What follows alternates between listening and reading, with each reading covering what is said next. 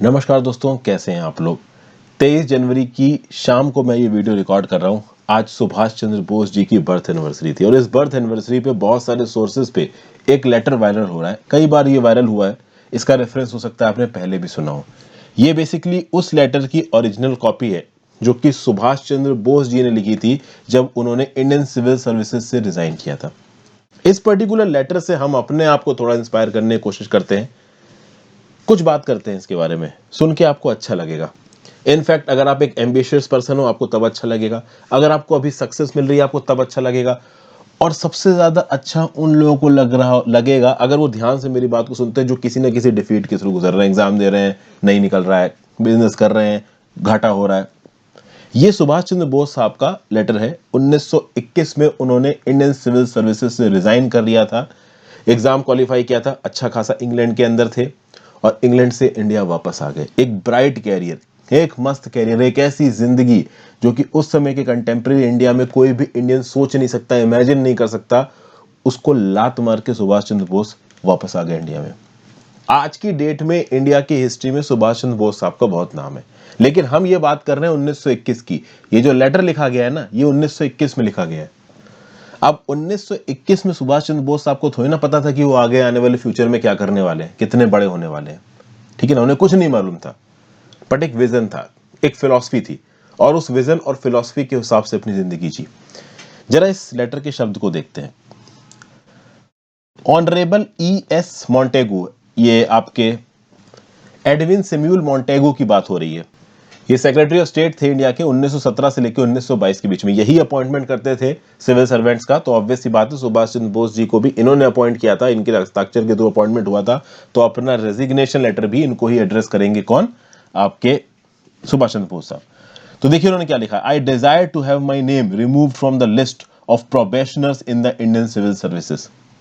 I may state in this connection that I was selected as a result of an open competitive examination held in August 1920. ये most probably August ही लग रहा है मुझे। I have received an allowance of 100 pounds, ठीक है, 100 pounds only up till now. I shall remit the amount to the India office as soon as my resignation is accepted. I have the honor to be, sir, your most obedient servant, Subhash Chandra Bose. ये letters, ये शब्द हैं बोस साहब के। मुझे खुद को पढ़ के बहुत अच्छा लग रहा है कि उनकी ही राइटिंग में लिखा हुआ एक लेटर मैं पढ़ के आपको सुना रहा हूँ। जस्ट इमेजिन ये लेटर जब वो लिख रहे होंगे। आज की डेट में दोस्तों हम लोग भी लेटर लिखते हैं, और जब हम लेटर लिखते हैं तो हम अपने दिमाग में ब्रेनस्टॉर्मिंग करते हैं कि क्या लिखें, किस प्रकार से सेंटेंसेस को फ्रेज करें। और जब भी आपको कोई गवर्नमेंट जॉब लगती है या फिर आपको गवर्नमेंट जॉब छोड़नी है, इनफैक्ट अगर आपकी कोई प्राइवेट जॉब भी लगती है और आपको प्राइवेट जॉब भी छोड़नी है, तो आपको ज्वाइनिंग एक्सेप्टेंस का लेटर देना पड़ता है। ठीक है, अगर आप किसी पोस्ट से रिजाइन कर रहे हो तो आपको रेजिग्नेशन लेटर लिखना पड़ता है। और कोई भी लेटर आप लिखते हो, किसी को भी एड्रेस करते हो, आपके दिमाग में कुछ थॉट प्रोसेस आते होंगे। जस्ट इमेजिन जब बोस साहब इस लेटर को लिख रहे होंगे, उनके दिमाग में क्या थॉट प्रोसेस आ रहा होगा। क्या आपको लगता है कि उस समय पे उनकी फैमिली में किसी ने उनको रोका नहीं होगा? डेफिनेटली रोका होगा। क्या उनके दोस्तों ने उनको नहीं रोका होगा? जितने भी नॉन पर्सन्स थे उस समय पे सुभाष चंद्र बोस जी के, ज्यादातर ने उनको यहाँ पे रोका होगा। लेकिन सुभाष चंद्र बोस साहब ने फिर भी ये लेटर लिखा और रिजाइन कर दिया। और ऐसा नहीं था कि सुभाष चंद्र बोस जी के पास कोई बहुत ही बढ़िया बैकअप था कि हाँ भाई बैकअप तैयार है तो अब मैं ये करूंगा।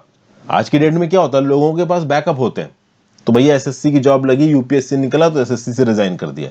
एसएससी में नौकरी कर रहे हैं, 25 लाख का पैकेज लग गया तो एसएससी से रिजाइन कर दिया, जहां पे भी नौकरी कर रहे हो आप। आज की दुनिया बैकअप पे चलती है। ये बैकअप वाला समय नहीं था। 1920 1921 का टाइम था, इंडिया में गरीबी थी, भुखमरी थी, और ऐसे समय पे एक ऐसी जिंदगी थी सुभाष चंद्र बोस जी के सामने जो उनको राजाओं की तरह दिखा। देखिए राजे, आज भी वो राजा है, लेकिन 1921 में थोड़ा पता था कि वो इतना बड़ा काम कर जाएंगे। उनको खुद को नहीं पता होगा, लेकिन अपने मजे की जिंदगी उन्होंने छोड़ दी। उनको इंडियन फ्रीडम स्ट्रगल की कठिनाइयां झेलना अच्छा लगा। 11 बार जेल गए भाई इससे आगे के 10 सालों में वो। तो इससे आपको क्या पता चलता है?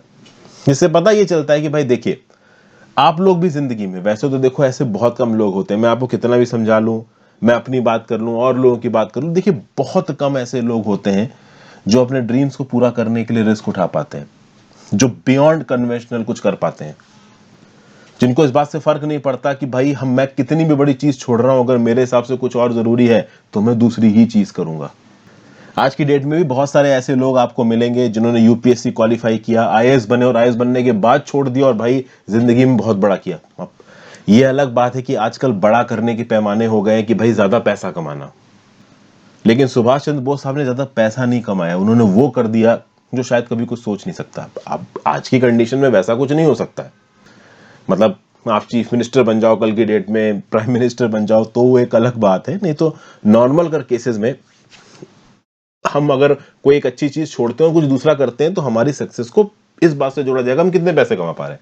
आप यूपीएससी सिविल सर्विसेज भी ज्वाइन करते हो तो आपका एक बहुत प्राइमरी कंसर्न होता है कि एक अच्छी जिंदगी, एक अच्छे पैसों वाली जिंदगी।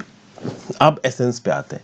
एसेंस इस लेक्चर को बनाने का ये है कि आप किसी भी एग्जाम की तैयारी करो, जिंदगी में किसी भी चीज की तैयारी करो, आपका सिलेक्शन होता है वेल एंड गुड, आपका सिलेक्शन नहीं होता है तो भी वेल एंड गुड। दोनों ही केसेस में आप अपनी लाइफ में लगातार कोशिश करते जाओ और that's the best thing you can do. Subhash Chandra Bose साहब ने यहाँ पे क्या किया, उन्होंने सिविल सर्विसेज छोड़ी और उसके बाद जिस चीज में वो भरोसा रखते थे उसमें उन्होंने कोशिश की। जब उन्होंने कांग्रेस को छोड़ के फॉरवर्ड ब्लॉक बनाया 1941 में, अंग्रेजों की वजह से उनको इंडिया छोड़ के बाहर जाना पड़ा, इंडियन नेशनल कांग्रेस का उनके पास सपोर्ट नहीं था, कितनी भी मुश्किल सिचुएशन थी, सुभाष चंद्र बोस साहब कोशिश किए जा रहे थे। उनको अपनी जान की चिंता नहीं थी, किसी चीज की चिंता नहीं थी, बस उनके दिमाग में एक आइडिया था और उस आइडिया को सक्सेस बनाने के लिए आइडिया ये था कि हिंदुस्तान को आजाद करूंगा।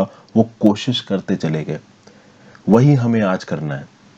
ये ऑब्वियस सी बात है कि हम उनके इतना बड़ा काम नहीं कर सकते, लेकिन एटलीस्ट हम एग्जाम क्वालिफाई कर रहे हैं, आप कल की डेट में आईएएस बन जाते हो, आईपीएस बन जाते हो, वेल एंड गुड। उसके बाद पहुंच के चीजों को अच्छा करने की कोशिश करो।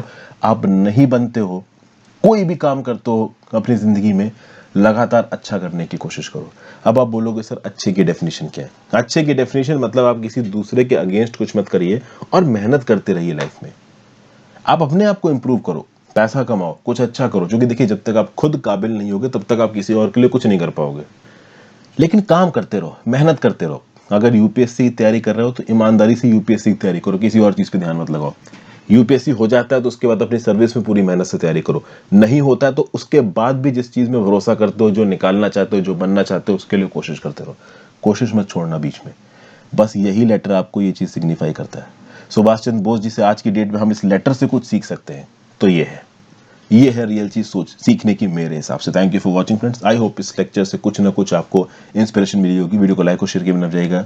इंस्टाग्राम पे फॉलो कर लीजिए, टेलीग्राम को ज्वाइन कर लीजिए, दोनों ही चीजों का लिंक नीचे दिया हुआ है। And if possible please click the join button. Have a great day friends, goodbye, ध्यान रखिए अपना।